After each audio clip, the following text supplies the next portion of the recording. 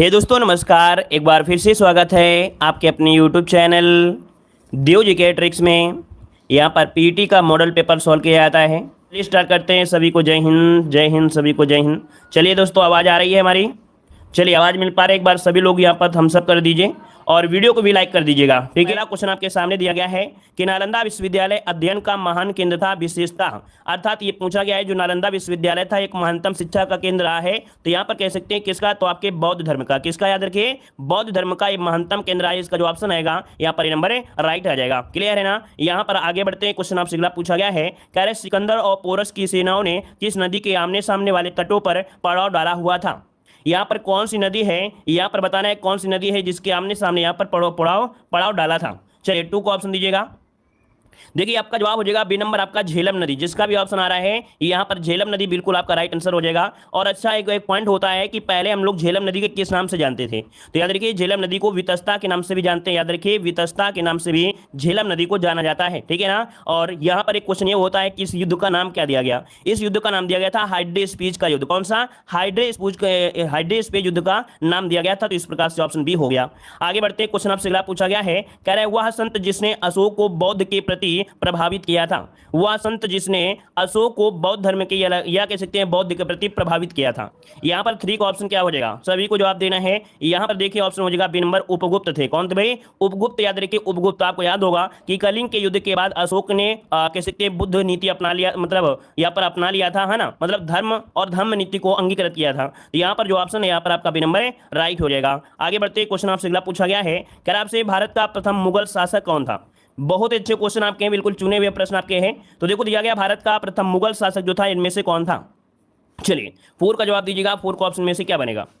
चलिए नोट करिएगा। यहाँ पर 4 का ऑप्शन यहाँ पर देखिए आ रहा है बाबर। याद रखिए भारत का प्रथम मुगल शासक जो था वो बाबर था। इसका जो ऑप्शन आपका सी नंबर हो जाएगा। एक युद्ध हुआ था 1526 में। ठीक है, 1526 में बाबर और इब्राहिम लोदी के बीच युद्ध हुआ था, जिसमें बाबर की जीत हुई थी और दिल्ली में मुगल साम्राज्य की नींव इसी ने रख दिया था। इस प्रकार से ऑप्शन सी हो जाएगा। आगे बढ़ते क्वेश्चन दिया गया है, कह रहा आपसे भारतीयों के लिए महान सिल्क मार्ग किसने आरंभ करवाया? भारतीयों के लिए महान सिल्क मार्ग किसने आरंभ करवाया? यहाँ पर ऑप्शन क्या हो जाएगा? तो चलिए यहाँ पर देखिए आपका जो आंसर है 5 नंबर में वो आपका ये हो जाएगा कनिष्क ने। ठीक है, कनिष्क जो कि कुषाण वंश का महानतम शासक था, इसी ने यहाँ पर सिल्क मार्ग अपनाया था, अर्थात आरंभ कराया। तो आपका जवाब क्या हो जाएगा? यहाँ पर ए नंबर राइट हो जाएगा। चलिए आगे बढ़ते हैं। क्वेश्चन आपसे अगला पूछा गया है, यहाँ पर कह रहा है वास्को डिगामा भारत वर्ष किस आया था? चलिए बताइएगा कि जो वास्को डिगामा है ये भारतवर्ष में कब आया था? वास्को डिगामा पूछा गया है। चलिए बहुत बारी क्वेश्चन पूछा गया है और यहाँ पर जो आपका आंसर आएगा वो क्या हो जाएगा? यहाँ पर 6 का ऑप्शन क्या बनेगा? चलिए 6 का ऑप्शन सी हो जाएगा 1498 ईस्वी। क्या? 1498 ईस्वी को, जो कि 17 मई 1498 ईस्वी को भारत के पश्चिमी तट पर आपका स्थित जो आपका कालीकट है ना, वहां पर आया था। और वहां पर जमोरी नामक एक हिंदू शासक था जिसने इसका स्वागत भी किया था। ऑप्शन आपका जिसका आ रहा है सी नंबर राइट हो जाएगा। चलिए आगे बढ़ते क्वेश्चन आपसे अगला पूछा गया है, कह रहा है मुगल सम्राट द्वारा नियुक्त बंगाल का अंतिम शासक कौन था? मुगल सम्राट द्वारा नियुक्त बंगाल का अंतिम शासक पूछा गया है। यहाँ पर 7 का ऑप्शन क्या बनेगा? तो देखिए भाई 7 का ऑप्शन जो है यहाँ पर बन जाएगा कौन सा? ए नंबर सुजाउद्दीन मोहम्मद खां। कौन है? सुजाउद्दीन मोहम्मद खां। इसका जो ऑप्शन है यहाँ पर आपका जवाब बी नंबर राइट हो जाएगा। ठीक है ना? और याद रखिए बंगाल में स्वतंत्र राज्य का संस्थापक कौन था? अगर पूछे बंगाल में स्वतंत्र राज्य का संस्थापक कौन था, तब आपको जवाब देना मुर्शिद कुली खां। क्या? मुर्शिद कुली खां। इसने अपनी ढाका को मुर्शिदाबाद स्थानांतरित भी किया था। और यहाँ पर जो आपका आंसर है यहाँ पर क्या हो जाएगा? आपका बी नंबर राइट हो जाएगा। चलिए क्योंकि ऑप्शन दिया गया नहीं गया है यहाँ पर, अंतिम फर्रुखसियर को कहा जाता है। चलिए आगे बढ़ते क्वेश्चन आपसे दिया गया है, क्या आपसे भारत का प्रथम भारतीय गवर्नर जनरल कौन था? भारत का प्रथम भारतीय गवर्नर जनरल में से कौन था? चलिए ऑप्शन के अनुसार उसमें लगाना था भाई, ऑप्शन के अनुसार उसमें आपको लगाना था। चलिए क्वेश्चन नंबर 8 दिया गया है कि भारत का प्रथम भारतीय गवर्नर, देखो भारतीय लगा दिया है ना, और जब भारतीय लगा दिया है तो ऑप्शन क्या आ जाएगा? यहाँ पर 8 का आंसर सी हो जाएगा, सी राजगोपालाचारी लगाना है। सी राजगोपालाचारी इसका आंसर है राइट हो जाएगा। क्लियर है ना? और यहाँ पर ये जो आपके थे 1937 में, कब? 1937 में ये आम चुनाव में मद्रास के प्रधानमंत्री भी चुने गए थे। तो ऑप्शन हो जाएगा आपका सी नंबर। यहाँ पर आगे बढ़ते क्वेश्चन आपसे अगला पूछा गया है, कह रहा आपसे 1857 के विद्रोह के समय भारत का गवर्नर जनरल कौन था? 1857 के समय विद्रोह 1857 के विद्रोह के समय भारत का गवर्नर जनरल कौन था? देखिए 9 का ऑप्शन, और 9 का जो ऑप्शन बनेगा वो क्या हो जाएगा? यहाँ पर लॉर्ड कैनिंग, जिसका ऑप्शन है बिल्कुल राइट हो जाएगा। लॉर्ड कैनिंग भारत के गवर्नर जनरल थे, है ना। और यहाँ पर जो आंसर आपका है सी नंबर राइट हो जाएगा। यहाँ पर आगे बढ़ते क्वेश्चन आपसे अगला पूछा गया है, कह रहा है भारतीय राष्ट्रीय कांग्रेस की स्थापना कब हुई थी? यहाँ पर आपको सा कर लेना है, भारतीय राष्ट्रीय कांग्रेस की स्थापना किस वर्ष की गई थी? 10 दिसंबर में। तो 10 का ऑप्शन क्या बनेगा? 28 दिसंबर। डेट भी याद रखिए, कभी कभी डेट पूछ लेता है। तो 28 दिसंबर 1885, जो कि ऑप्शन कहां पर है आपका ए नंबर इसका राइट हो जाएगा। 1885 इसका आंसर राइट हो जाएगा। क्लियर है? कहां पर हुई थी? तो आपके मुंबई में। कहां पर? तो आपके जो गोलियारा टैंक आपका है गोकुल दास तेजपाल संस्कृत विश्वविद्यालय में हुई थी। अगर पूछे कि संस्थापक कौन थे, तो संस्थापक क्या बताना है? ए ओ हुम। क्या बताना है? ए ओ हुम बताना है। लेकिन यहां पर पूछे कि व्योमेश चंद्र बनर्जी कौन थे, तो आपकी इसकी अध्यक्षता व्योमेश चंद्र बनर्जी ने किया था। आगे बढ़िए, क्वेश्चन आपसे अगला पूछा गया है, कह रहा आपसे निम्नलिखित में से कौन सा आग्नेय शैल नहीं है? कौन सा आग्नेय शैल नहीं है? यहां पर देखिए 11 नंबर में। तो 11 का ऑप्शन क्या हो सकता है यहां पर? तो ऑप्शन ए नंबर जो आपका डोलोमाइट है। क्या? जो आपका डोलोमाइट है, यह आपका आग्नेय शैल नहीं है, इसका ऑप्शन बनेगा ए नंबर इसका राइट हो जाएगा। चलिए यहां पर देखिए कि जो कह सकते हैं आग्नेय चट्टान का जो निर्माण होता है वो धरातल से निकलने वाले मैग्मा के ठंडा होने से होता है। तो यहां पर आंसर आपका ये हो जाएगा। अगला क्वेश्चन आपसे दिया गया है, कह रहा आपसे देशों के निम्नलिखित समूह में से किसके साथ अरुणाचल प्रदेश की सीमा साझा है? तो अरुणाचल प्रदेश की सीमा साझा पूछा गया है। तो चलिए जवाब दीजिए, इसका आंसर क्या हो जाएगा? चलिए लाइक शेयर भी कर दीजिएगा। जितने लोग यहाँ पर जुड़ चुके हैं, एक बार सभी लोग वीडियो को लाइक करिएगा। जितने लोग भी यहाँ पर आ गए हैं बाद में जुड़े हैं या ध्यान नहीं आप लोगों ने नहीं दिया है लाइक करने के लिए, तो लाइक शेयर जरूर करते रहिए। देखिए 12 का ऑप्शन लगभग देखिए आपका ये भूटान है, और यहाँ पर चीन है, और यहाँ पर आपका म्यांमार है। तो ऑप्शन क्या हो जाएगा आपका? सी नंबर इसका राइट हो जाएगा। क्लियर है? अगर पूछे कि अरुणाचल प्रदेश की स्थापना कब की गई थी, तो अरुणाचल प्रदेश की स्थापना हुई थी 20 फरवरी। क्या? 20 फरवरी और साथ में आपका 1987 में की स्थापना की गई थी। यहाँ पर आगे बढ़ते क्वेश्चन आपसे अगला पूछा गया है, यार आपसे माजुली संसार का सबसे बड़ा द्वीप है, ये किस राज्य में स्थित है? माजुली जो आपका द्वीप है ये संसार में देखा जाए ये सबसे बड़ा द्वीप है, और किस राज्य में स्थित है? 13 नंबर में। तो ये आपके असम में है, याद रखिए कहां पर है? असम, जो कि ऑप्शन बी नंबर राइट हो जाएगा। और यहीं पर आपके ब्रह्मपुत्र नदी में आपका सबसे छोटा वाला भी जो आपका द्वीप है वो भी विश्व का सबसे छोटा द्वीप भी यहीं पर है आपका जो नदी द्वीप है। तो ऑप्शन क्या हो जाएगा आपका? बी नंबर राइट हो जाएगा। आगे बढ़ते क्वेश्चन आपसे अगला पूछा गया है कि भारत में बंजर भूमि का सबसे बड़ा हिस्सा किस राज्य का है? चलिए यहां पर बताइएगा कि भारत में बंजर भूमि का सबसे बड़ा हिस्सा जो आपका है ये कहां पर है? 14 नंबर में। तो ये पड़ता है राजस्थान में। याद रखिए इसका जो ऑप्शन है यहां पर डी हो जाएगा। बंजर भूमि का सबसे बड़ा हिस्सा कहां पर है? राजस्थान का ही आपका है। और यहां पर आगे बढ़ते हैं, क्वेश्चन आपसे अगला पूछा गया है, कह रहा आपसे भारत की निम्नलिखित नदियों में से कौन सी डेल्टा नहीं बनाती है? भारत की निम्नलिखित नदियों में से कौन सी डेल्टा नहीं बनाती है? देखो गंगा, गोदावरी, महानदी तो बनाती हैं, लेकिन जो आपका ऑप्शन आ रहा है डी नंबर बिल्कुल सही है। ताप्ती नदी ये डेल्टा नहीं बनाती है, या एस्ट्यूरी का निर्माण करती है, अर्थात ज्वार नदमुख का निर्माण करती है। आगे बढ़ते हैं, क्वेश्चन आपसे अगला पूछा गया है, यह कह रहा है भारत में जीएसटी लागू करने का सुझाव जो समिति दिया था वो किसने दिया था? यहां पर बताना है भारत में जीएसटी को लागू करने का जो श्रेय दिया था वो किसने दिया? यहां पर जो आंसर बनेगा 16 नंबर में क्या हो जाएगा? चलिए 16 का ऑप्शन दीजिए। 16 का ऑप्शन में से क्या हो जाएगा? चलिए 16 का ऑप्शन बी हो जाएगा। यह आपके विजय केलकर समिति है। कौन है? विजय केलकर समिति जो ऑप्शन है यहाँ पर आपका बी नंबर राइट हो जाएगा। क्लियर है ना? भारत में जीएसटी लागू करने का सुझाव इसी के द्वारा आपका किया गया था। और यहाँ पर आगे बढ़ते क्वेश्चन आपसे अगला पूछा गया है, कह रहा आपसे भारत में हरित क्रांति का जनक किसे माना जाता है? भारत में हरित क्रांति का जनक किसे मानते हैं? 17 का ऑप्शन दीजिएगा। चलिए भाई 17 का ऑप्शन में से क्या हो जाएगा? 17 की अगर हम बात कर ले तो आपका जवाब इनमें से तुरंत देना चाहिए कि यहाँ पर एम.एस. स्वामीनाथन, क्योंकि भारत की बात किया है और भारत की बात किया है तो आपके एम.एस. स्वामीनाथन को कहा जाता है। क्लियर है? आगे बढ़िए, क्वेश्चन आपसे अगला पूछा गया है, यहाँ पर दिया गया है इलाहाबाद बैंक का विलय किस बैंक में हुआ है? इलाहाबाद बैंक का आज विलय हुआ है वो किस बैंक में हुआ है दोस्तों? यहाँ पर आंसर देना है। इलाहाबाद बैंक का विलय पूछा गया है और आपका जवाब इनमें से राइट क्या हो जाएगा? तो चलिए 18 नंबर को लॉक करते हैं। 18 का ऑप्शन बनेगा डी नंबर, इंडियन बैंक में हो गया है। किसमें? तो आपके इंडियन बैंक में इसका जो ऑप्शन आएगा वो आपका डी नंबर राइट हो जाएगा। क्लियर है ना? क्लियर है? ये 1 अप्रैल 2020 को आपको हुआ था और वर्तमान में इंडियन बैंक में इसका नाम कर दिया गया है। और देखो यहाँ पर आपका जो यूनाइटेड बैंक ऑफ इंडिया है ये ओरिएंटल बैंक ऑफ कॉमर्स का विलय आपको कर लिया गया है। केनरा बैंक जो सिंडिकेट बैंक का विलय है ना, उसमें किया गया है। आंध्रा बैंक का विलय यूनियन बैंक में किया गया है। ये सभी आपके 1 अप्रैल 2020 को आपके हुए थे। ठीक है, चलिए आगे बढ़ते हैं। क्वेश्चन आपसे अगला पूछा गया है, कह रहा है प्रधानमंत्री गरीब कल्याण योजना की शुरुआत कब की गई थी? प्रधानमंत्री गरीब कल्याण योजना की शुरुआत, जिन लोगों ने योजना को अच्छे से पढ़ लिया है तो उनको ये प्लस पॉइंट होगा कि योजनाएं आपको बार बार नहीं पढ़ना पड़ेगा, वो क्वेश्चन आपको यहीं पर देखने को मिल जाएंगे। तो चलिए 19 का ऑप्शन यहाँ पर राइट क्या होगा, तो ऑप्शन सी हो जाएगा 25 मार्च 2020। 25 मार्च 2020 से यहाँ पर इसकी शुरुआत हुई थी और इसका उद्देश्य था कि कोविड-19 से प्रभावित जो लोग हुए हैं उनको मदद की जाए, है ना। तो ऑप्शन क्या हो जाएगा यहाँ पर आपका सी नंबर राइट हो जाएगा। चलिए आगे बढ़ते हैं, क्वेश्चन आपसे अगला पूछा गया है। यहाँ पर कह रहे योजना आयोग के स्थान पर किस नए संस्थान का गठन किया गया है। योजना आयोग के स्थान पर कौन सी आयोग आया है, तो देखिए आपका नीति आयोग, जो कि ऑप्शन क्या है यहाँ पर नंबर है राइट हो जाएगा। हिंदी में कहते हैं राष्ट्रीय भारत परिवर्तन संस्थान। और अगर आपसे पूछे कि ये कब हुआ था गठन, तो आपको बताना है 1 जनवरी। क्या बताना है आपको, 1 जनवरी 2015 याद रखिए, क्योंकि नीति आयोग पूछा है, जीएसटी ने पूछा है। क्योंकि एग्जाम में क्या होता है आपको कंफ्यूज हो जाता है कि 1 जनवरी 2015 लगा दें या जीएसटी वाला आपको याद आ जाता है, कभी कभी 2017 याद आ जाता है। तो याद रखिए यहाँ पर आपको योजना आयोग लगाना है, तो ऑप्शन आपका ये नंबर है राइट हो जाएगा। आगे बढ़ते क्वेश्चन आपसे दिया गया है, कह रहा है इनमें से कौन सा विटामिन गर्मी में आसानी से नष्ट किया जा सकता है। इनमें से बताना है कौन सा विटामिन है जो गर्मियों में आसानी से नष्ट किया जा सकता है। जवाब इनमें से दीजिए, राइट आंसर क्या हो जाएगा। तो चलिए यहाँ पर आपका जो आंसर है राइट क्या हो जाएगा, तो देखिए ऑप्शन बी हो जाएगा, जो एस्कर्बिक एसिड है। क्या है, एस्कर्बिक एसिड अर्थात जो विटामिन सी होता है, ये अम्ल ऊर्जा और पानी में आसानी से नष्ट किया जा सकता है। ये जल में घुलनशील भी आपका होता है ना। फल खट्टी जैसे आपकी सब्जियां होती है उनमें आपका पाया जाता है, ठीक है। और आगे बढ़ते हैं, क्वेश्चन आपसे अगला पूछा गया है, कह रहा है रक्त के थक्के के निर्माण में किस एंजाइम का युक्तिकरण यहाँ पर जुड़ा होता है। तो चलिए 22 का ऑप्शन लॉक करिए, आपका सही जवाब इनमें से क्या हो जाएगा। चलिए 22 नंबर की अगर हम बात कर दें तो ऑप्शन क्या बनेगा। चलिए यहाँ पर देखिए रक्त के थक्कीकरण के निर्माण में 22 का ऑप्शन बनेगा बी नंबर है, ये पेप्सिन होता है। कौन होता है, पेप्सिन रक्त का थक्का बनने में सहायता करता है। और पेप्सिन का निर्माण कहाँ होता है, तो पेप्सिन का निर्माण पेप्सी नोजल पर एक हाइड्रोजन क्लोराइड अम्ल की अभिक्रिया से यह आपका होता है। चलिए आगे बढ़िए, क्वेश्चन दिया गया है यहाँ पर कह रहा है 1 ग्राम बर्फ को 0 डिग्री सेंटीग्रेड पूरी तरह गलाने के लिए कितने यांत्रिक ऊर्जा की आवश्यकता होती है। 1 ग्राम बर्फ को 0 डिग्री सेंटीग्रेड पर पूरी तरह से गलाने के लिए कितने यांत्रिक ऊर्जा की आवश्यकता होती है 23 नंबर में।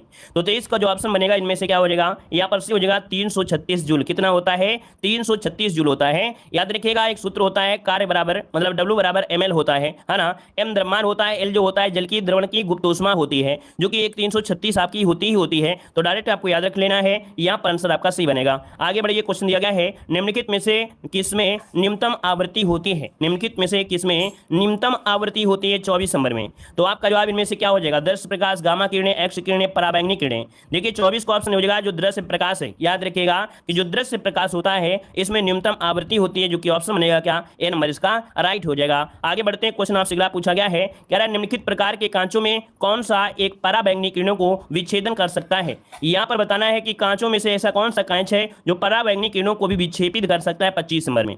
चलिए 25 की अगर हम बात करें तो ऑप्शन क्या आ जाएगा, यहाँ पर देखिए जो क्रुक्स कांच होता है, नोट करिए, जो आपका क्रुक्स कांच होता है इसमें इतनी क्षमता होती है कि आपके कांच को विक्षेपित कर सकता है। ऑप्शन आपका डी नंबर राइट हो जाएगा। आगे बढ़ते क्वेश्चन आपसे अगला पूछा है, निम्नलिखित में से किस अधिनियम के अंतर्गत केंद्र में द्वैध शासन प्रणाली को स्थापित किया गया था। चलिए यहाँ पर जवाब देना है, आपका जो आंसर होगा यहाँ पर राइट क्या हो जाएगा, केंद्र में द्वैध शासन प्रणाली लागू की गई थी, यहाँ पर कौन से अधिनियम के तहत किया गया था, ऑप्शन क्या हो जाएगा। चलिए तो यहाँ पर देखिए लगभग ये सही का, इसका जो जवाब है आप सभी लोग सही कर सकते हैं, है ना। यहाँ पर जो आपका आंसर बनेगा राइट क्या हो जाएगा 21 नंबर में, सॉरी 26 नंबर में। चलिए 26 की अगर हम बात करते हैं तो आपका जवाब इनमें से आ गया है, कुछ लोगों ने दिया भी है, यहाँ पर ए नंबर हो जाएगा, क्योंकि यहाँ पर दिया है केंद्र में द्वैध शासन प्रणाली को स्थापित किया गया था। ए नंबर है भारत शासन अधिनियम 1935 में, याद रखिए क्योंकि केंद्र में पूछा है। अगर यहाँ पर राज्य में होता तो राज्यों में तो आपका 1919 में हुआ था, लेकिन केंद्र में जो आपका हुआ था 1935 में लागू हुआ था और आपके राज्यों से यहाँ पर हटा दिया गया था, है ना। चलिए आगे बढ़ते हैं, क्वेश्चन आपसे अगला पूछा गया है, कह रहा है वर्ष 1946 में गठित अंतरिम सरकार में कार्यपालिका परिषद के उपसभापति कौन थे। 1946 में गठित अंतरिम सरकार में कार्यपालिका परिषद के उपसभापति इनमें से कौन थे। 27 का ऑप्शन लॉक करना है और आपका जो जवाब है इनमें से राइट क्या हो जाएगा, राइट आंसर देना है, आपको सभी को जवाब देना है।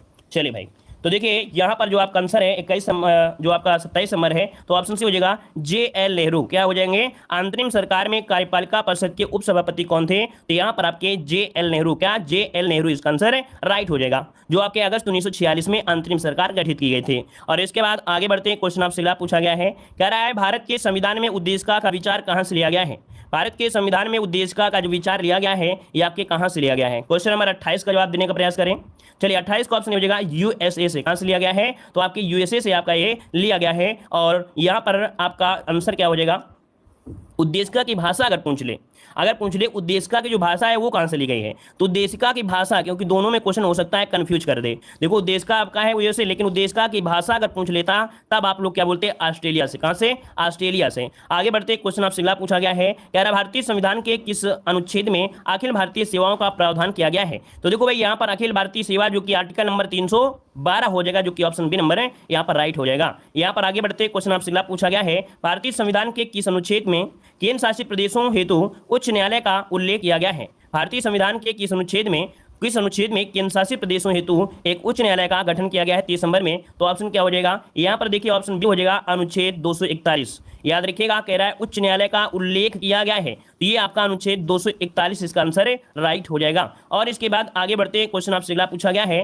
कह रहा है अन्वेषण का शुद्ध संधि इनमें से क्या होता है। अन्वेषण का यहाँ पर आपसे पूछा है कि इसका शुद्ध संधि इनमें से राइट क्या हो जाएगा, अन्वेषण। चलिए तो देखो भाई यहाँ पर अगर हम बात करते हैं 31 नंबर में क्या बनेगा, चलिए ऑप्शन देखिए लगभग आ रहा है, देखिए अनुधन एषण क्या बनेगा, अनुधन एषण बनेगा, जो कि ऑप्शन कहाँ है आपका डी नंबर है, राइट हो जाएगा। अगर हम आपसे पूछे कि किस प्रकार से इसका निर्माण हुआ है, तो देखो यहाँ पर छोटा ऊ का निर्माण है ना, यहाँ पर आपका दिया गया है क्या, अय दिया गया है, और इन दोनों को मिलाते हैं तो आपका हुआ बन जाता है, क्या बन जाता है, हुआ का निर्माण होता है। तो इस कारण से ऑप्शन क्या हो जाएगा, यहाँ पर डी नंबर है बिल्कुल राइट हो जाएगा। कौन सी संधि है, आप कह सकते हैं कि या के साथ हो या वा के साथ जब आधा अक्षर दिया हो तो हमेशा क्या होती है, यण संधि होती, यण संधि। क्लियर है ना। चलिए आगे बढ़िए, क्वेश्चन आपसे दिया गया है, निम्नलिखित में से उन्मूलन का विलोम इनमें से क्या होता है। उन्मूलन का विलोम क्या होता है, रोपण होता है दोस्तों, कई बार हमने आपको पढ़ाया है। उन्मूलन मतलब होता है समाप्त करना या उखाड़ना, और रोपण का मतलब होता है विस्थापित करना या कह सकते हैं लगाना, है ना। तो यहाँ पर जो आपका आंसर होगा 32 नंबर में क्या हो जाएगा, चलिए 32 नंबर में क्या हो गया, यहाँ पर सी हो गया रोपण, इसका आंसर राइट हो जाएगा। क्लियर है भाई। चलिए अगर ये पूछ लेता अवमूल्यन का विलोम क्या होता है, अवमूल्यन का विलोम पूछ लेता तो क्या आपका कहते हैं, अवमूल्यन में कहते तो आप बोलते अधिमूल्यन, बोलते अधिमूल्यन होता है। विश्लेषण का विलोम क्या होता है, तो संश्लेषण होता है। ये सभी क्वेश्चन आपके बार बार पूछे जाने वाले क्वेश्चन है। यहाँ पर आगे बढ़ते हैं, क्वेश्चन आपसे दिया गया है, कह रहा है निम्नलिखित में से कौन सा शब्द वृक्ष का पर्यायवाची नहीं है, कौन सा शब्द वृक्ष का पर्यायवाची नहीं है। 33 नंबर आपको जवाब देना है, 33 नंबर। चलिए 33 की अगर बात करते हैं तो देखिए यहाँ पर तरु होता है, यहाँ पर पादप होता है, साखी भी होता है, लेकिन विहग नहीं होता दोस्तों। यहाँ पर 33 नंबर आपका जो दिया गया है, यहाँ पर विहग बिल्कुल आपका आंसर है, राइट हो जाएगा, विहग हो जाएगा। क्लियर है। आगे बढ़िए, क्वेश्चन आपसे दिया गया है कि काठ की हांडी बार बार नहीं चढ़ती है, मोहरे लोकोक्ति का सही अर्थ क्या हो जाएगा 34 नंबर में, कि काठ की हांडी बार बार नहीं चढ़ती है। यहाँ पर 34 को ऑप्शन देना है, यहाँ पर जवाब क्या हो जाएगा, तो छल कपट का व्यवहार हमेशा नहीं चलता है, छल कपट का व्यवहार हमेशा नहीं चलता है। तो ऑप्शन क्या बनेगा, बी नंबर है, राइट हो जाएगा। आगे बढ़ते हैं, क्वेश्चन दिया है जानने की इच्छा रखने वाले को क्या कहते हैं। दोस्तों यहाँ पर ध्यान दीजिएगा, जानने की इच्छा रखने वाले को क्या कहा जाता है, यहाँ पर 35 नंबर में, तो इसे कहते हैं जिज्ञासु। क्या बोलते हैं, जिज्ञासु बोलते हैं। इसका जो ऑप्शन है यहाँ पर आपका राइट आंसर हो जाएगा बी, जिज्ञासु हो जाएगा। चलिए आगे बढ़ते हैं, क्वेश्चन दिया है यहाँ पर देखो इंग्लिश आपको दिए गए हैं, और इंग्लिश में जो आपके क्वेश्चन है वो हम आपको वही कह सकते हैं कि छोड़ दे रहे हैं, क्योंकि इंग्लिश हम नहीं पढ़ा पाते हैं, है ना, और इंग्लिश के क्वेश्चन हम यहाँ पर छोड़ दे रहे हैं। चलिए क्वेश्चन आपका आ गया, रोम किस देश की राजधानी है। चलिए क्वेश्चन नंबर आपका 41 दिया है, रोम किस देश की राजधानी है। 41 को ऑप्शन लॉक करिए, आपका सही जवाब इनमें से क्या हो जाएगा, रोम पूछा गया है, तो लगभग सभी का जवाब यहाँ पर से हो सकता है, क्या हो जाएगा, यहाँ पर इटली, जो कि ऑप्शन क्या है, यहाँ पर बी नंबर राइट हो जाएगा, है ना। यहाँ पर जो आपका इटली इसका राइट आंसर हो जाएगा। अगर आपसे पूछिए कि आपकी फ्रांस की राजधानी क्या है, तो आप कहेंगे फ्रांस की राजधानी पेरिस है। क्या भाई, पेरिस आपका हो जाएगा, पेरिस हो जाएगा। अगर आपसे पूछता है यहाँ पर अगला कि यहाँ पर आपका नीदरलैंड की राजधानी क्या है, तो नीदरलैंड की राजधानी क्या बताएंगे आप लोग, एम्स्टर्डम। क्या बताएंगे, एम्स्टर्डम, जो आपका है एम्स्टर्डम, ये नीदरलैंड के है। और अगर आपसे ग्रीनलैंड की राजधानी पूछ ली तो क्या बताएंगे, तो ग्रीनलैंड की राजधानी क्या है भाई, यहाँ पर नुक है। क्या है, नुक, नुक कहा जाता है, नुक। ठीक है, चलिए आगे बढ़िए, क्वेश्चन आपसे दिया गया है, कह रहा आपसे चीन की मुद्रा क्या है। चीन की मुद्रा क्या है दोस्तों, यहाँ पर जवाब देना है कि चीन की मुद्रा इनमें से राइट क्या हो जाएगी, 42 नंबर का जवाब देना है। चलिए 42 की अगर हम बात करते हैं तो यहाँ पर आंसर क्या बनेगा, चलिए सी नंबर बिल्कुल सही जवाब आया, युआन। क्या है, युआन की मुद्रा, या मतलब चीन की मुद्रा क्या है, युआन है, याद रखिएगा, ठीक है ना। और वर्तमान में एक मुद्रा इन्होंने जारी किया है जिसे रन्नी मुद्रा कहते हैं। क्या बोलते हैं, ये अभी चीन ने वर्तमान में एक मुद्रा लॉन्च किया है, उस मुद्रा का नाम है रन्नी बनी। क्या नाम है, रन्नी बनी, रन्नी बनी ऐसे लिखना है, रन्नी बनी, ऐसी ये मुद्रा आपकी अगर ऑप्शन में आ जाता है तो आपको जरूर लॉक कर लेना है, क्योंकि वो चीन ने वर्तमान में एक मुद्रा लॉन्च किया, रन्नी बनी। ठीक है, आगे बढ़ते हैं, क्वेश्चन आपसे अगला पूछा गया है, क्या आपसे भारत के पहले गवर्नर जनरल इनमें से कौन थे। भारत के पहले गवर्नर जनरल पूछा है 43 नंबर में, तो यहाँ पर आंसर क्या हो जाएगा, भारत के पहले गवर्नर जनरल आपको देना है। यहाँ पर आंसर राइट क्या हो जाएगा? तो ऑप्शन तो आपको बिल्कुल इजी हो गया, क्योंकि सी राजगोपालाचारी तो दिया नहीं है। तब ऐसी स्थिति में आप लोग क्या जवाब दोगे? यहाँ पर कहोगे लॉर्ड विलियम बेंटिंग, क्योंकि यहाँ पर पूछा है गवर्नर जनरल पूछा है, तो ऑप्शन बी हो जाएगा लॉर्ड विलियम बेंटिंग। याद रखिए लॉर्ड विलियम बेंटिंग, ठीक है ना। चलिए यहाँ पर जो माउंटबेटन थे वो कौन थे? तो लॉर्ड माउंटबेटन ये स्वतंत्र भारत के प्रथम गवर्नर जनरल थे, याद रखिएगा। क्लियर है? अगर रॉबर्ट क्लाइव पूछे रॉबर्ट क्लाइव के बारे में, तो रॉबर्ट क्लाइव कौन थे? ये बंगाल के प्रथम गवर्नर जनरल थे। कहां के भाई? ये बंगाल के प्रथम गवर्नर जनरल थे, याद रखिएगा, ठीक है ना। क्लियर है? और लॉर्ड वारेन हेस्टिंग, तो लॉर्ड वारेन हेस्टिंग से क्वेश्चन बनता है, तो वारेन हेस्टिंग कौन थे? ये बंगाल के प्रथम गवर्नर जनरल थे। ये देखिए आपके गवर्नर हैं, ये केवल गवर्नर थे। जो रॉबर्ट क्लाइव हैं ये बंगाल के गवर्नर थे, लेकिन ये क्या थे? गवर्नर जनरल थे। ये बंगाल के प्रथम गवर्नर जनरल शब्द इसमें जोड़ दिया जाता है। तो ये चारों क्वेश्चन पूछे जाते हैं, जो ऑप्शन हमने दिया है ये चारों ही क्वेश्चन पूछे जाते हैं। चलिए आगे बढ़ते हैं। क्वेश्चन आपसे दिया गया है कि विश्व पर्यावरण दिवस कब मनाया जाता है? विश्व पर्यावरण दिवस कब मनाते हैं? यहाँ पर आंसर आपका राइट क्या हो जाएगा? तो देखिए 44 का ऑप्शन क्या बनेगा?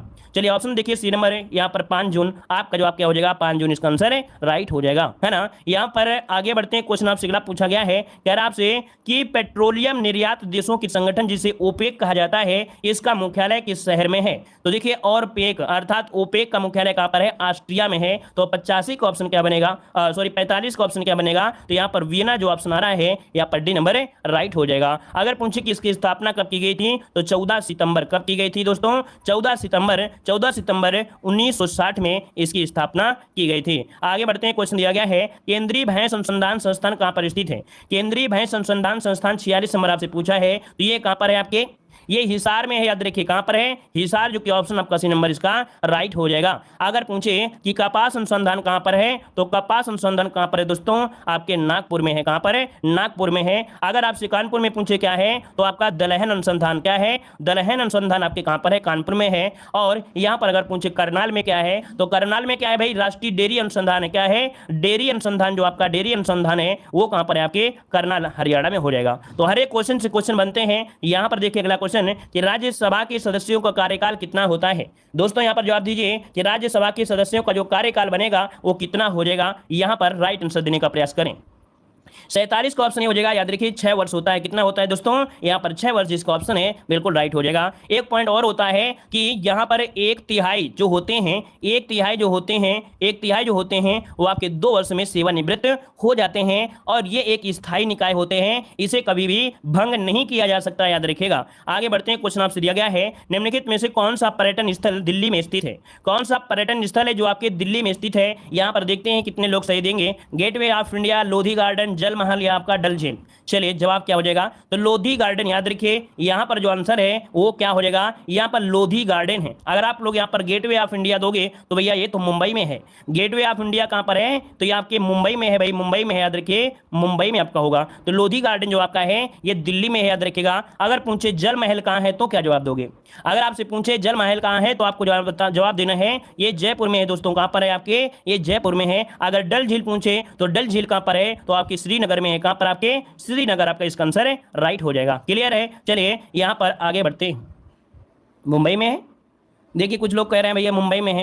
ये गेटवे ऑफ इंडिया मुंबई में, दिल्ली पूछा है आपसे, तो दिल्ली में क्या होगा? लोधी गार्डन होगा कि नहीं होगा? चलिए यहां पर आगे बढ़ते हैं। क्वेश्चन आपसे अगला पूछा गया है कि अरविंद घोष द्वारा लिखी गई पुस्तक इनमें से कौन है? अरविंद घोष के द्वारा लिखी गई पुस्तक इनमें से कौन हो जाएगा? तो आपका जवाब इनमें से क्या होगा? 49 में यहां पर भी हो जाएगा गीता प्रबंधन। नोट करिएगा कि अरविंद घोष द्वारा लिखी गई जो पुस्तक है वो आपकी गीता प्रबंधन है, जिसका ऑप्शन आ रहा है बी नंबर है, बिल्कुल राइट हो जाएगा। क्लियर है भाई? चलिए यहां पर यंग इंडिया किसकी है दोस्तों?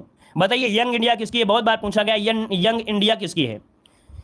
यंग इंडिया किसकी है? जवाब दीजिए यहाँ पर बताइए। यंग इंडिया जो है वो आपकी किसके द्वारा लिखी गई पुस्तक? आपकी महात्मा गांधी के द्वारा, है ना, महात्मा गांधी के द्वारा हो जाएगा। और इसके बाद यहाँ पर India wins freedom, India wins freedom जो आपकी पूछी गई, बहुत बार पूछी गई है, तो मौलाना आजाद के द्वारा लिखी गई है। ठीक है, चलिए आगे बढ़ते हैं। क्वेश्चन आपसे अगला पूछा गया है, कह रहा आपसे कौन सा नृत्य तमिलनाडु से संबंधित है?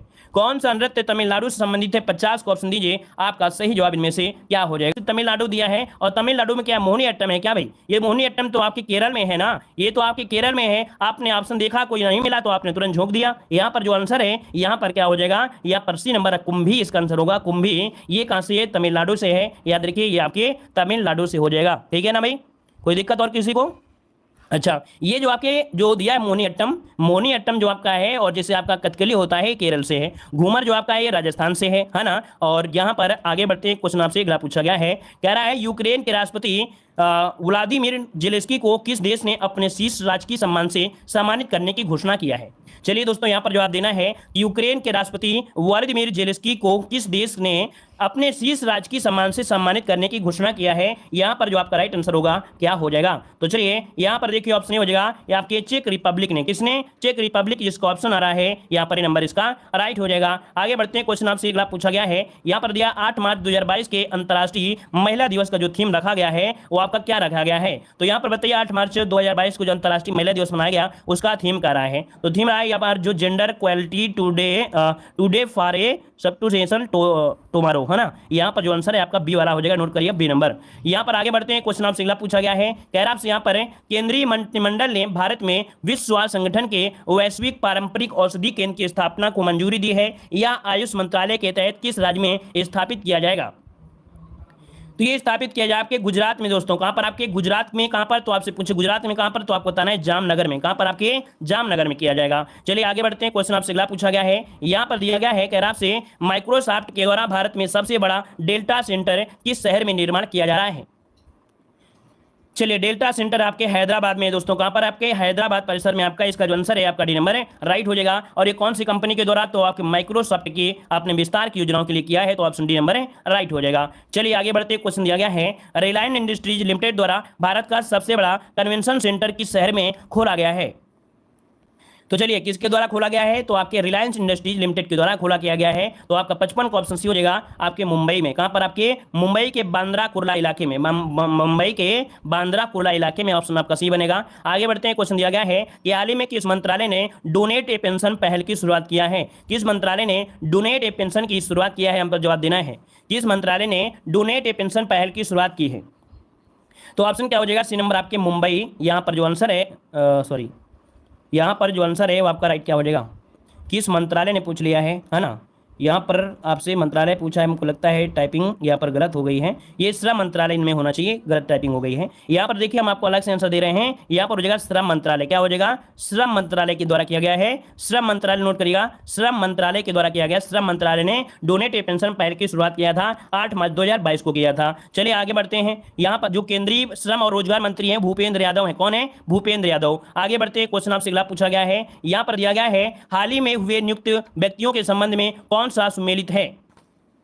कौन सा सुमेलित है, देखो दिया गया है यहाँ पर FATF के अध्यक्ष कौन है, तो टी राजा कुमार है। दक्षिण कोरिया के नए राष्ट्रपति तो आपके यून सुक कुयोल हैं। हंगरी की पहली महिला राष्ट्रपति कौन है, तो कैटरीन नोवाक हैं। अर्थात ये तीनों ही पॉइंट सही है, तो ऑप्शन डी नंबर यहाँ पर राइट हो जाएगा। चलिए आगे बढ़ते हैं, क्वेश्चन आपसे अगला पूछा गया है, कह रहा आपसे किस रेलवे जोन द्वारा भारत का पहला गति शक्ति मल्टी मॉडल कार्गो टर्मिनल शुरू किया गया है।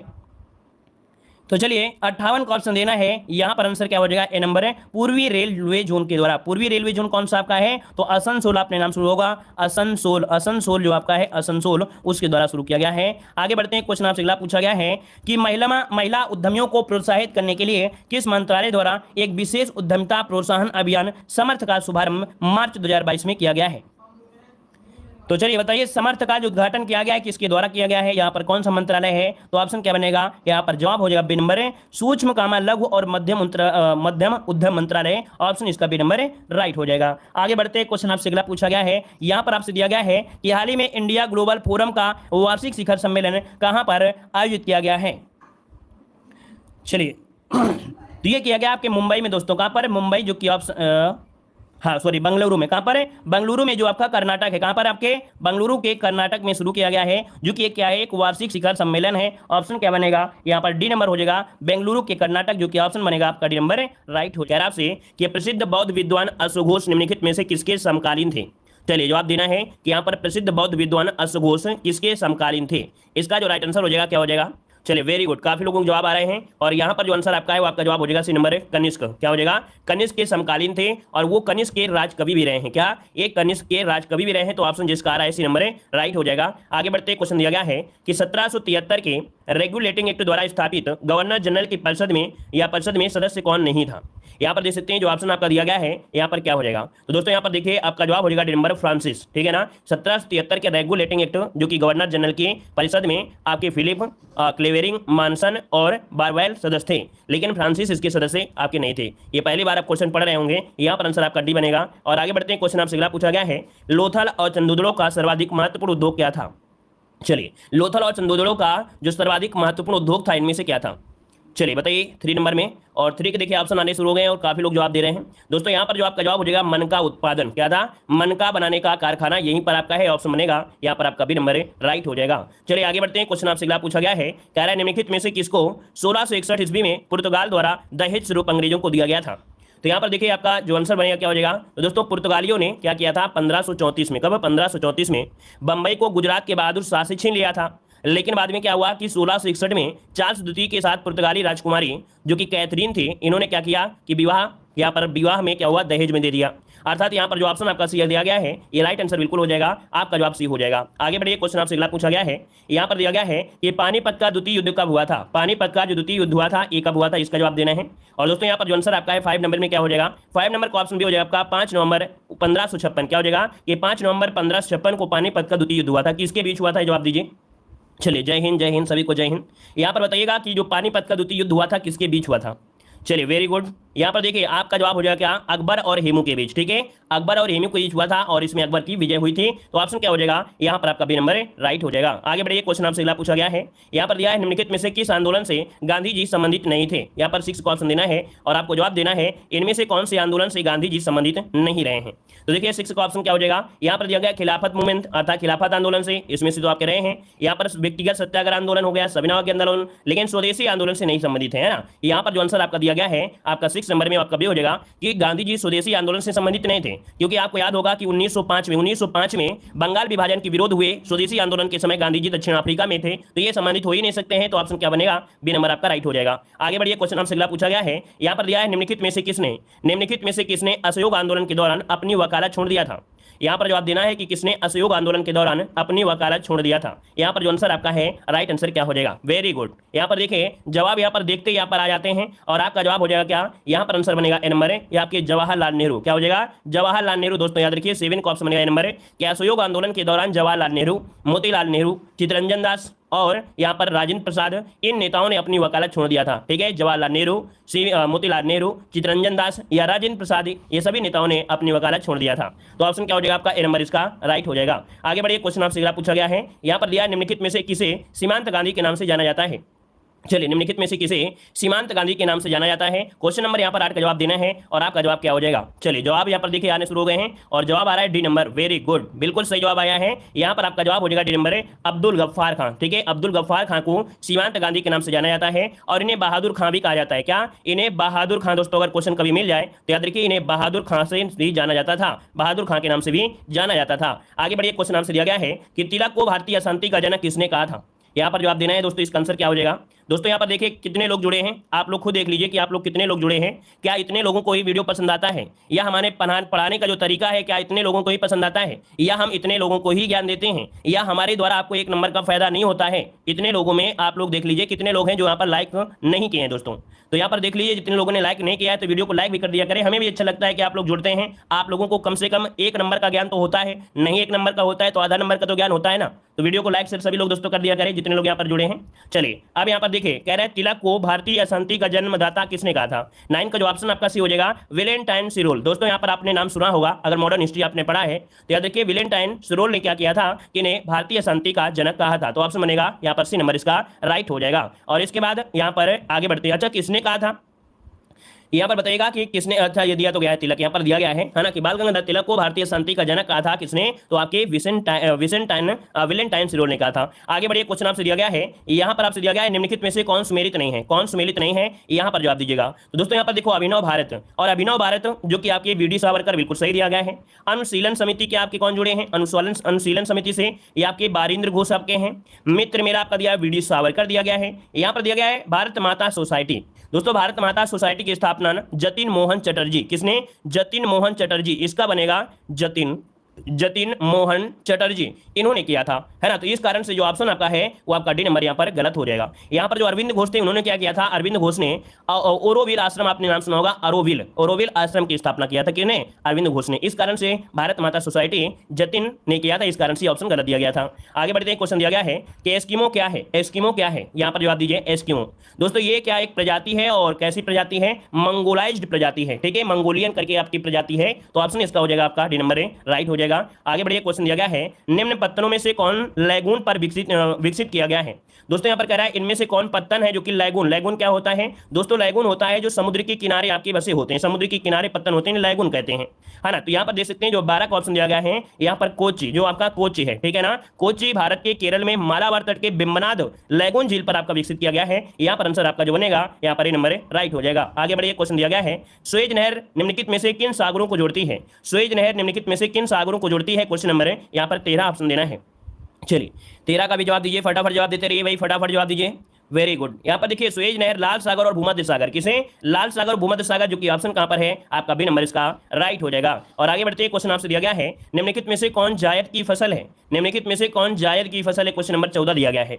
और 14 की अगर बात किया जाए तो दोस्तों यहाँ पर चावल है, सब्जियां हैं, जूट है, मक्का है। हमने बताया था जो पानी वाली आपकी फसलें होती है जिसमें पानी का प्रयोग ज्यादा होता है, जब कब गर्मियां होती है तो उसमें पानी ज्यादा लगता है ना। तो यहाँ पर जायद की फसलें हो जाएंगी उन सब्जियां। तो दोस्तों आपका आंसर क्या हो जाएगा, यहाँ पर 14 का ऑप्शन आपका बी नंबर है, इसके अंतर्गत आपकी सब्जियां आती हैं, ठीक है ना, मार्च अप्रैल में लगभग बोई जाती हैं, मई जून में आपकी खाई पी जाती हैं। आगे बढ़िए, क्वेश्चन दिया गया है कह रहा है विश्व में चावल का बृहत निर्यातक देश इनमें से कौन सा है।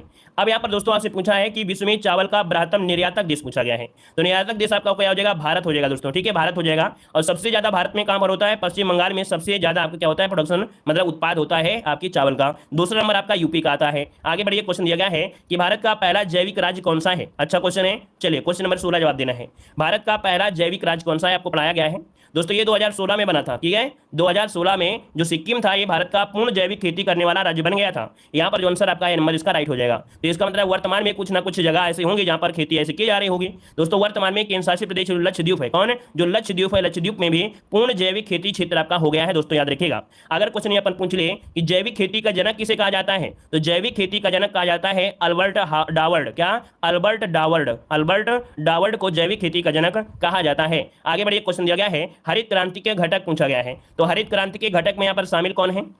चलिए हरित क्रांति में क्या होता है दोस्तों, उन्नत किस्म के बीज होना चाहिए, है ना, उर्वरक मतलब रासायनिक उर्वरक व कीटनाशी इत्यादि के माध्यम से कृषि उत्पादन में वृद्धि को हरित क्रांति कहा गया है। तो यहाँ पर आंसर क्या हो जाएगा, डी नंबर इसका राइट हो जाएगा। प्रारंभ भारत में कब हुआ था, तो 1966-67 में, कब, 1966 और 67 में हुआ था।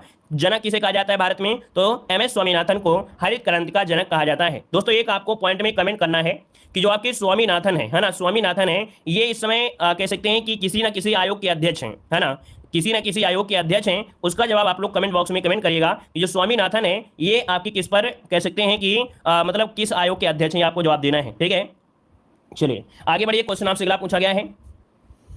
चलिए यहाँ पर देखिए आगे बढ़ते हैं, क्वेश्चन आपसे अगला पूछा गया है, यहाँ पर दिया भारतीय स्टेट बैंक की स्थापना निम्नलिखित में से किस वर्ग में की गई है। यहाँ पर क्वेश्चन नंबर आपको देना है 18 नंबर में, और 18 का ऑप्शन क्या हो जाएगा, तो देखिए आपका जवाब हो जाएगा भारतीय स्टेट बैंक, क्या हो जाएगा, भारतीय स्टेट बैंक की स्थापना 18 नंबर कभी हो जाएगा, 1955 में, कब की गई थी, तो 1 जुलाई, क्या हो जाएगा, 1 जुलाई 1955 में भारतीय स्टेट बैंक की स्थापना की गई थी। ऑप्शन बनेगा आपका बी नंबर। आगे बढ़िए, क्वेश्चन आपसे दिया गया है कि प्रधानमंत्री श्रमयोगी मानधन योजना किस प्रकार की योजना है। यहाँ पर जवाब देना है कि प्रधानमंत्री श्रमयोगी मानधन योजना किस प्रकार की योजना है। यहाँ पर जो आंसर आपका बनेगा इनमें से राइट आंसर क्या हो जाएगा, चलिए यहाँ पर जवाब दीजिए, इसका जो आंसर है 19 नंबर में वो आपका राइट हो जाएगा, ये नंबर है, यहाँ पर पेंशन, क्या हो जाएगा भाई, यहाँ पर ये जवाब हो जाएगा कि 15 फरवरी 2019 को प्रारंभ की गई थी श्रमयोगी मानधन योजना। यह असंगठित क्षेत्र के जो श्रमिक थे उनके लिए पेंशन योजना है, कैसी है, पेंशन योजना है, ऑप्शन में आपका ये नंबर है। आगे बढ़िए, क्वेश्चन आपसे दिया गया है, यहाँ पर दिया गया वस्तु एवं सेवा कर, क्या है, वस्तु एवं सेवा कर अर्थात जो जीएसटी है ये भारत में लागू की गई थी, तो ये भारत में कब लागू की गई थी, इसको ऑप्शन देना है। यहाँ पर 20 का ऑप्शन क्या हो जाएगा,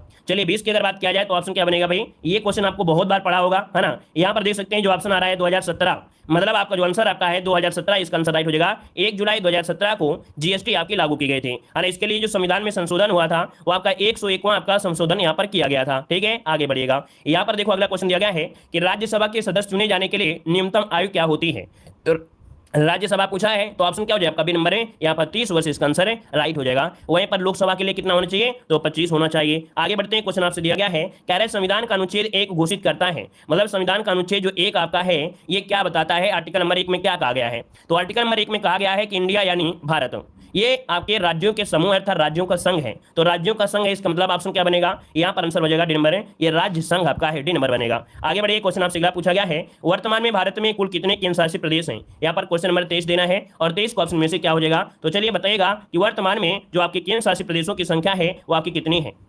चलिए 23 को ऑप्शन यहाँ पर जो आंसर बनेगा क्या हो जाएगा, ऑप्शन 23 नंबर का जवाब दीजिए भाई। यहाँ पर जवाब आने शुरू हो गए और जवाब आ रहा है यहाँ पर आपका क्या, ए नंबर। चलिए देखिए आपका जवाब हो जाएगा यहाँ पर क्या, देखिए यहाँ पर आंसर हो जाएगा आपका यहाँ पर 8 हो जाएगा, क्या 8 हो जाएगा। बहुत ऐसे लोग हैं जिनको अभी जानकारी नहीं भी होगी, याद रखिए वर्तमान में कितने हैं आपके 8 हैं दोस्तों, है ना। सबसे पहले अगर बात करें तो आपका दिल्ली आता है, कौन आता है सबसे पहले, दिल्ली आता है। इसके बाद आपका अंडमान निकोबार आपका आ जाएगा, ठीक है ना। इसके बाद देखा जाए तो आपका लक्षद्वीप इसमें हो जाएगा, फिर आपका यहाँ पर चंडीगढ़ हो जाएगा, ठीक है ना। फिर इसके बाद पुदुचेरी हो जाएगा, क्या हो जाएगा, पुदुचेरी हो जाएगा। इसके बाद फिर दामन दीव दादरा नगर हवेली, है ना, इसमें आ जाते हैं। चलिए आगे बढ़िए, क्वेश्चन आपसे अगला पूछा गया है, यहाँ पर दिया है संविधान सभा का स्थायी अध्यक्ष कौन सा है। यहाँ पर बताइए कि संविधान सभा का स्थायी अध्यक्ष पूछा गया है, यहाँ पर 24 नंबर है, तो ऑप्शन क्या बनेगा, स्थायी जो आपके थे कौन थे, यहाँ पर आपका D doctor Rajendra Prasad, option D number है, राइट हो जाएगा। आगे बढ़िए, क्वेश्चन आपसे अगला पूछा गया है, यहाँ पर देखिए अगला क्वेश्चन आपके सामने है कि लोक लेखा समिति अपनी वार्षिक रिपोर्ट किसे पेश करती है। लोक लेखा समिति अपनी वार्षिक रिपोर्ट किसे सौंपती है, किसे पेश करती है। 25 का ऑप्शन क्या बनेगा, देखिए 25 का ऑप्शन से आपके लोकसभा, क्या हो जाएगा, लोकसभा इसका जो आंसर है राइट हो जाएगा। हमने आपको बताया था लोक लेखा समिति में 22 सदस्य होते हैं, 22 सदस्य में 15 सदस्य आपके होते हैं लोकसभा के होते हैं और शेष आपके जो 7 सदस्य होते हैं वो आपके राज्यसभा के होते हैं दोस्तों, याद रखिएगा, क्लियर है ना। और लोक यहां पर कह सकते हैं जो आपकी लोक लेखा समिति अपना प्रतिवेदन लोकसभा को देती है, तो ऑप्शन आपका सही नंबर है। आगे बढ़िए, क्वेश्चन दिया गया है, निम्नलिखित में से दूर स्थित वस्तुओं के ताप को ज्ञात करने के लिए किस यंत्र का प्रयोग करेंगे। बताइए निम्नलिखित में से दूर स्थित वस्तुओं के ताप को ज्ञात करना है, टेम्परेचर को ज्ञात करना है, तो किस यंत्र का प्रयोग किया जाएगा। तो ये यंत्र आपका हो जाएगा पायरोमीटर, क्या हो जाएगा, पायरोमीटर, जो कि ऑप्शन यहाँ पर बी नंबर है, राइट हो जाएगा। आगे बढ़िए, क्वेश्चन आपसे अगला पूछा गया है, यहाँ पर दिया है निकट दृष्टि दोष वाले मनुष्य के चश्मे में क्या होता है। जिसे निकट दृष्टि दोष होती है उसके मनुष्य के चश्मे में कौन सा लेंस का प्रयोग किया जाए। तो दोस्तों यहाँ पर जवाब हो जाएगा क्या, यहाँ पर 27 को ऑप्शन देना है और आपका जवाब हो जाएगा ए नंबर, अवतल लेंस का प्रयोग किया जाना चाहिए दोस्तों, ऑप्शन बने आपका ए नंबर है, राइट हो जाएगा, क्लियर है। और यहाँ पर आगे बढ़ते हैं, क्वेश्चन आपसे अगला पूछा गया है कि भूपटल में सर्वाधिक मात्रा में पाया जाने वाला तत्व इनमें से कौन सा है। भूपटल में सर्वाधिक मात्रा में पाया जाने वाला जो तत्व होता है क्या होता है, 28 नंबर में। दोस्तों यहाँ पर जो आंसर आपका हो जाएगा क्या, ऑक्सीजन, क्या बन जाएगा, ऑक्सीजन इसका जो आंसर है, राइट हो जाएगा ऑक्सीजन। इसके बाद सिलिकॉन, फिर एल्यूमिनियम, फिर इसके बाद लोहा। आगे बढ़िए, क्वेश्चन आपसे अगला पूछा गया है, कह रहे लाल रक्त कण का जीवन काल कितना होता है। लाल रक्त कण का जीवन काल कितना होता है। यहाँ पर देखिए आपका आंसर क्या हो जाएगा, 20 से 120, क्लियर है। ऑप्शन देखिए सी नंबर हो जाएगा, 20 से लेकर 120 होता है। और यहाँ पर बताइएगा कि जो लाल रक्त कणिकाएं खत्म होती हैं, खत्म होने के बाद एक जगह में पहुंचती है उसे क्या कहते हैं, मतलब कि कब्रगाह किसे कहते हैं। कब्रगाह किसे कहा जाता है, जो लाल रक्त कण होते हैं ये जब डैमेज हो जाते हैं, है ना, तो ये जाते कहाँ हैं, तो बोला था प्लीहा, क्या बोलते हैं, प्लीहा को कब्रगाह भी कहा जाता है। आगे बढ़िए, क्वेश्चन आपसे अगला पूछा गया है, कह रहा है मनुष्य के कान में कुल कितनी हड्डियां होती हैं। मनुष्य के कान में कुल कितनी हड्डियां होती हैं 30 नंबर में, तो ऑप्शन क्या हो जाएगा। चलिए कान में हड्डियां दोस्तों याद रखिए 6 अस्थियां होती हैं, 6 हड्डियां होती हैं, ठीक है ना, जिनमें 2 होती हैं मैलिस, 2 होती हैं इनकस और 2 होती हैं अस्थि स्टैपिज, ठीक है। आगे बढ़िए, क्वेश्चन आपसे अगला पूछा गया है, यहाँ पर दिया निम्नलिखित में से कौन जल का पर्यायवाची नहीं है। कौन जल का पर्यायवाची नहीं है, क्वेश्चन नंबर है यहाँ पर 31 देना है। और जल का पर्यायवाची की अगर बात किया जाए दोस्तों, यहाँ पर देखो नीर होता है ना, यहाँ पर सलिल होता है, अम्ब होता है, लेकिन समीर नहीं होता है। तो ये समीर होता किसका है, समीर होता है हवा का पर्यायवाची दोस्तों, किसका, हवा का पर्यायवाची होता है। आगे बढ़िए, क्वेश्चन आपसे अगला पूछा गया है, जटिल का विलोम क्या हो जाएगा। जटिल का विलोम पूछा गया है और जटिल का विलोम होता है सरल, क्या होता है, सरल। ऑप्शन कहां पर हो जाएगा, सी नंबर इसका राइट हो जाएगा। आगे बढ़ते हैं, क्वेश्चन आपसे दिया गया है, कह रहा आपसे जिसे कहना बहुत कठिन हो, जिसे कहना बहुत कठिन हो, इसके लिए शब्द क्या हो जाएगा। तो दोस्तों यहाँ पर क्या होता है, जिसे कहना बहुत कठिन हो इसे कहा जाता है क्या। चलिए यहाँ पर जवाब दीजिए दुष्कर, क्या हो जाएगा, दुष्कर, ऑप्शन बने आपका ए नंबर इसका राइट हो जाएगा। और इसके बाद आगे बढ़ते हैं, क्वेश्चन आपसे अगला पूछा गया है, अली और अली का सही अर्थ इनमें से क्या है। और ये क्वेश्चन तो आपने बहुत बार पढ़ा होगा, है ना, हद से ज्यादा बार पढ़ लिया होगा। यहाँ पर देखिए आपका अली मतलब होता है भौरा और अली मतलब होता है सखी, जो कि ऑप्शन कहाँ पर दिया गया है, आपका जवाब यहाँ पर हो जाएगा बी नंबर। हाँ, अब गलती ये हो सकती है अगर आपने ध्यान नहीं दिया है तो गड़बड़ी आपका हो जाएगा दोस्तों, ऐसे याद रखा करिए। कैसे, यहाँ पर अली में क्या है, बड़ी की मात्रा है लास्ट में, और इसमें भी क्या है, बड़ी की मात्रा है। ये आपको बिल्कुल पॉइंट आपको छोटा लग रहा होगा जो हम आपको समझा रहे हैं, लेकिन ये चीज़ आपको एग्जाम में जब पहुंचोगे ना तो आपको बिल्कुल आपको आसान लगेगा कि नहीं सर ने ये पॉइंट बताया था और गलती नहीं होगा। याद रखिए अली में क्या होता है, बड़ी की मात्रा, और सखी में भी क्या होता है, बड़ी की मात्रा होता है।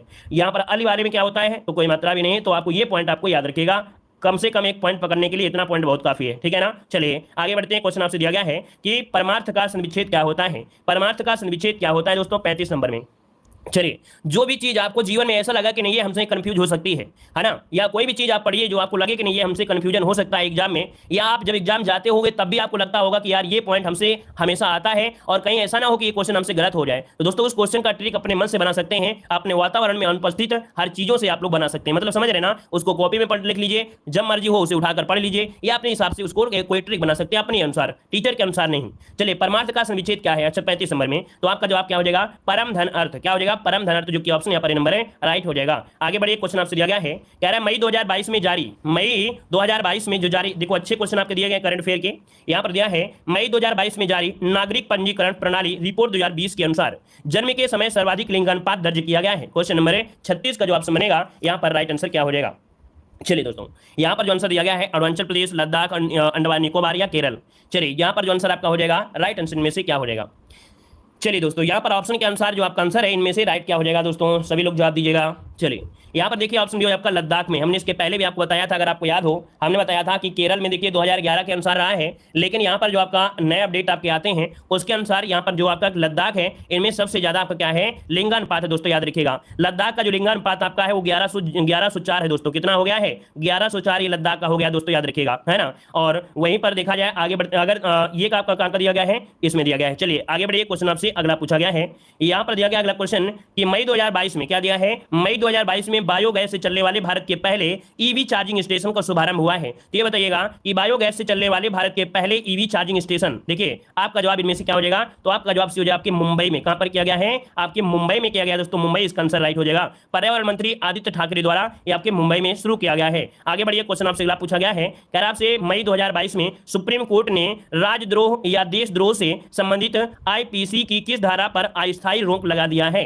यहां पर देखिए आपका जो आंसर बनेगा वो राइट आंसर क्या हो जाएगा, तो बी हो जाएगा 124 का ए। 124 का ए, ये अस्थायी तौर पर क्या कर दिया है, रोक लगा दिया है। मतलब ये है क्या, तो इस धारा के अनुसार यदि कोई व्यक्ति बोलकर या लिखकर या इशारों से या चिन्हों के जरिए किसी अन्य तरीके से भारत में विधि द्वारा स्थापित सरकार के प्रति घृणा या अवमानना या उत्तेजित करने की कोशिश करता है या संतोष को भड़काने का प्रयास करता है, वह राजद्रोह का आरोपी है। समझ गए ना, चाहे लिखकर हो, चाहे वह इशारा से हो, चाहे कोई भी तरीका है, अगर देश में अगर किसी भी प्रकार के भड़काने का भी प्रयास करता है वह राजद्रोह का आरोपी है दोस्तों। इस धारा में ये आपका था, ठीक है। आगे बढ़िए, क्वेश्चन आपसे अगला पूछा गया है, यहां पर दिया है कि मार्च 2022 में जारी सिप्री रिपोर्ट के अनुसार दुनिया में हथियारों का सबसे बड़ा आयातक देश इनमें से कौन सा है।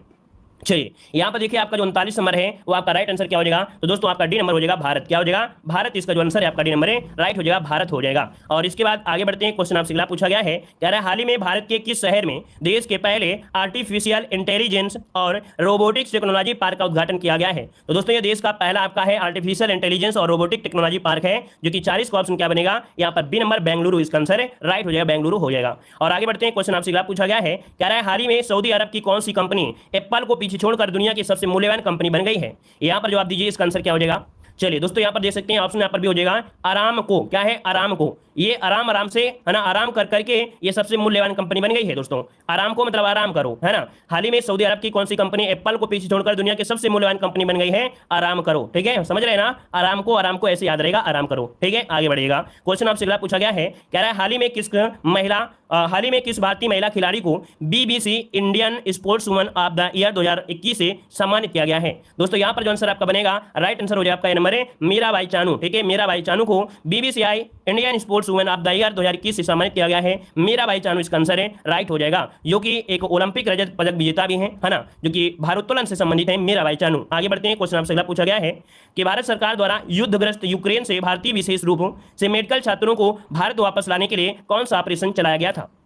चलिए दोस्तों, बताइएगा कि भारत सरकार द्वारा युद्धग्रस्त यूक्रेन से भारतीय विशेष रूप में मेडिकल छात्रों को भारत वापस लाने के लिए एक ऑपरेशन चलाया गया, नाम इसका आंसर क्या हो जाएगा। तो दोस्तों इस युद्धाभ्यास का नाम, मतलब इस ऑपरेशन का नाम था ऑपरेशन गंगा। क्या नाम था, ऑपरेशन गंगा, इसका जो आंसर है यहाँ पर राइट हो जाएगा। भारतीय छात्री व अन्य व्यक्तियों को भी सुरक्षित यहाँ पर लाया गया। आगे बढ़ते हैं, क्वेश्चन आपसे दिया गया है कि हाल ही में नीति आयोग द्वारा जारी निर्यात तत्परता सूचकांक 2021 में लगातार दूसरी बार किस प्रदेश ने शीर्ष स्थान प्राप्त किया है। तो दोस्तों यहाँ पर जो आंसर आपका दिया गया है वो आपका डी हो जाएगा गुजरात। याद रखिएगा कि जो गुजरात है ये आपके निर्यात तत्परता सूचकांक 2021 में लगातार दूसरी बार कह सकते हैं शीर्ष स्थान पर है। ऑप्शन डी हो जाएगा आपका गुजरात, इसका आंसर है राइट हो जाएगा गुजरात। ठीक है ना, क्लियर है ना। और यहाँ पर इसके बाद आपका महाराष्ट्र सेकंड नंबर पे आपका है। ठीक है, कर्नाटक जो आपका है ये आपका तीसरे नंबर में आपका है। ठीक है, तमिलनाडु जो आपका है वो आपका चौथे नंबर में है। हरियाणा इसके बाद जो आपका आता है वो 5वें स्थान पर है। आगे बढ़िए, क्वेश्चन आपसे अगला पूछा गया है, कह रहा है हाल ही में भारत सरकार ने देश के 12 राज्यों में 150 उत्कृष्टता गांव बनाने के किस देश के साथ समझौता किया है। तो यहाँ पर जो आंसर बनेगा दोस्तों राइट आंसर हो जाएगा आपका इजराइल के साथ ये समझौता किया है कि देश के 12 राज्यों में से 150 उत्कृष्ट गांव बनाए जाएंगे। यहाँ पर जो आंसर है आपका सी नंबर इसका राइट हो जाएगा। आगे बढ़ते हैं, क्वेश्चन आपसे अगला पूछा गया है, निम्नलिखित में से कितने भारतीय राज्य म्यांमार के साथ सीमा साझा करते हैं। यहाँ पर जवाब देना है निम्नलिखित में से कितने भारतीय राज्य हैं म्यांमार के साथ सीमा साझा करते हैं। वेरी वेरी आईएमपी क्वेश्चन आपका दिया गया दोस्तों। याद रखिएगा सेवन सिस्टर जो आपके पूर्वोत्तर के जो राज्य हैं उनसे जुड़े हुए जितने भी पॉइंट है दोस्तों उनको पढ़कर जरूर जाइएगा। इस बात को याद रख लीजिएगा, बात को हल्के मत लीजिएगा।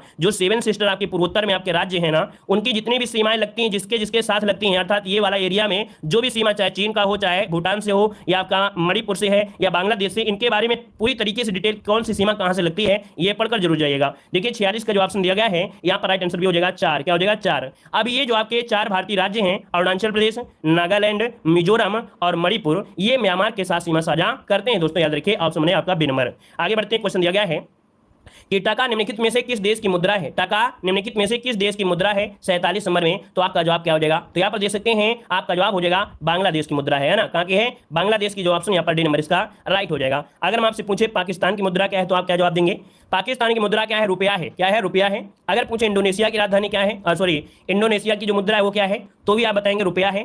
भूटान के अगर पूछे तो भूटान को बताएंगे न्यूट्रम है ना, न्यूट्रम ये बताएंगे। और आगे बढ़ते हैं, क्वेश्चन आपसे अगला पूछा गया है, कह रहा है उत्तर प्रदेश की सीमा कितने राज्यों या केंद्रशासित प्रदेशों से लगती है।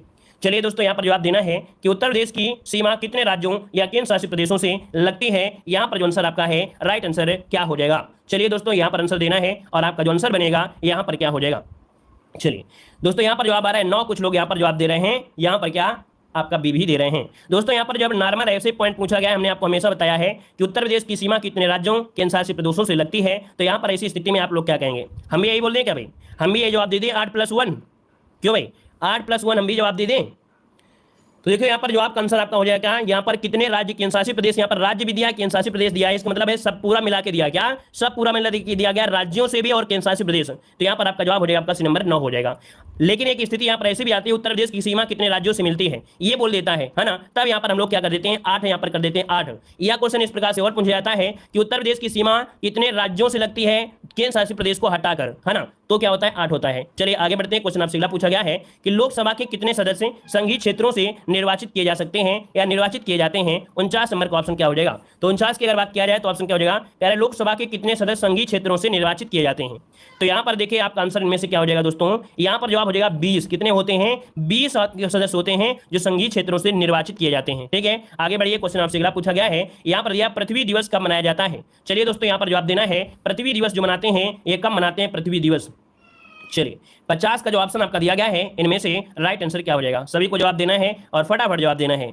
चलिए दोस्तों यहाँ पर देखिए आपका जो आंसर आपका आ गया है पृथ्वी दिवस मनाते हैं 22 अप्रैल को। कब मनाते हैं, 22 अप्रैल, जिसका भी ऑप्शन आ रहा है राइट हो जाएगा ए नंबर 22 अप्रैल को मनाया जाता है। ठीक है ना। और अगर हम आपसे पूछे 22 मार्च को क्या मनाते हैं दोस्तों, अरे क्या हुआ, गड़बड़ लगा दिया क्या, पृथ्वी दिवस दिया गया है तो पृथ्वी दिवस तो कब मनाते हैं भाई, अप्रैल को मनाते हैं। अप्रैल कहां पर, बी वाला हो जाएगा, है ना। यहाँ पर 22 अप्रैल को मनाते हैं पृथ्वी दिवस। अगर हम आपसे पूछे कि 22 मार्च को क्या मनाते हैं, उल्टा हो गया था, परेशान मत होइए। पृथ्वी दिवस आपका 22 अप्रैल है और यहाँ पर 22 मार्च को क्या मनाते हैं, इसका जवाब दीजिए आप लोग कि 22 मार्च को क्या मनाते हैं, क्योंकि क्वेश्चन तो आपको पूछा जाना है। आप सभी को मालूम है कि यहाँ से जो क्वेश्चन आपका है पूछा जाना है। चलिए यहाँ पर जवाब क्या हो जाएगा 22 मार्च विश्व जल दिवस। क्या, विश्व जल दिवस, इन दोनों को याद रखिएगा। आगे बढ़िए, क्वेश्चन दिया गया है निम्नलिखित में से आसियान का मुख्यालय कहां पर है। आसियान का मुख्यालय पूछा गया है क्वेश्चन नंबर 51 और 51 का ऑप्शन क्या हो जाएगा। चलिए यहाँ पर जो आसियान का मुख्यालय है वो आपके जकार्ता में। कहां पर, जकार्ता, जो कि ऑप्शन है यहाँ पर आपका डी नंबर है राइट हो जाएगा, आपके जकार्ता में है। इसका पूरा नाम क्या है, तो दक्षिण पूर्वी एशियाई राष्ट्रों का संघ है। स्थापना पूछी तो आपको बताना है कि आपके 1967 में 8 अगस्त, कब, 8 अगस्त 1967 में इसकी स्थापना की गई थी। आगे बढ़िए, क्वेश्चन आपसे अगला पूछा गया है, कह रहे दिलवाड़ा का जैन मंदिर स्थित है। दिलवाड़ा का जो जैन मंदिर है ये आपके कहां पर स्थित है, क्वेश्चन नंबर 32 देना है। चलिए 32 की अगर बात किया जाए, सॉरी 52 नंबर की अगर बात किया जाए तो ऑप्शन क्या हो जाए आपके माउंट आबू में। कहां पर है, माउंट आबू, जो कि ऑप्शन बनेगा बनेगा यहाँ पर ये नंबर इसका राइट हो जाएगा। और इसका निर्माण बिमल शाह ने करवाया था। किसने? इसका निर्माण बिमल शाह ने करवाया था, 1021 ईस्वी में करवाया था। आगे बढ़ते हैं, क्वेश्चन आपसे दिया है कि तमाशा किस राज्य का प्रमुख नृत्य है? तमाशा किस राज्य का प्रमुख नृत्य है? यहां पर जवाब देना है, आपका आंसर क्या हो जाएगा? तमाशा। तो दोस्तों ये तमाशा जो आपका है ना, ये है आपके कहां का? महाराष्ट्र का है। कहां का है? महाराष्ट्र का है। तमाशा जो आपका है ये महाराष्ट्र का है दोस्तों, आपसे बनेगा यहाँ पर भी नंबर राइट हो जाएगा। और आगे बढ़ते हैं, क्वेश्चन आपसे अगला पूछा गया है कि सार जो कि केंद्र है ना, ये कहां पर स्थित है? चलिए, सार ये केंद्र है, ये है कहां पर? इसका जवाब देना है, सभी को जल्दी बताइए। चलिए देखिए, आपका 54 का ऑप्शन बने आपका डी नंबर, ये आपके श्रीहरिकोटा में है। कहां पर है? ये श्रीहरिकोटा, जो कि ऑप्शन डी नंबर आपका दिया गया है। और यह इसरो का प्रमुख प्रक्षेपण केंद्र है। क्या है? ये इसरो का प्रमुख प्रक्षेपण केंद्र है, जो कि आंध्र प्रदेश के पूर्वी तट पर आपका स्थित है। तो ऑप्शन बने आपका डी नंबर। आगे बढ़िए, क्वेश्चन आपसे दिया गया है, यहाँ पर दिया है दादा साहब फाल्के पुरस्कार प्राप्त प्रथम व्यक्ति इनमें से कौन से हैं? यहाँ पर जवाब क्या हो जाएगा कि दादा साहब फाल्के पुरस्कार प्राप्त यहाँ पर जो प्रथम व्यक्ति हैं वो आपके कौन से हैं? चलिए यहाँ पर देखिए 55 का जवाब से बनेगा, क्या हो जाएगा? चलिए यहाँ पर जवाब हो जाएगा देविका रानी। क्या हो जाएगा? देविका रानी। यहाँ पर आंसर जो आपका भी नंबर है राइट हो जाएगा। अब ये बताइएगा कि इनको कब दिया गया था? देविका रानी को ये पुरस्कार दिया गया था 1969 में। कब दिया गया था? 1969 में दिया गया था, क्योंकि स्टार्टिंग ही दादा साहब फाल्के की कब से हुई थी? 1969 से ही स्टार्टिंग इसकी हो जाएगा, है ना। तो इस प्रकार से यहाँ पर भी हो जाएगा। और आगे बढ़ते हैं। चलिए धन्यवाद, जय हिंद, वंदे मातरम। आ जाइए अगली क्लास में।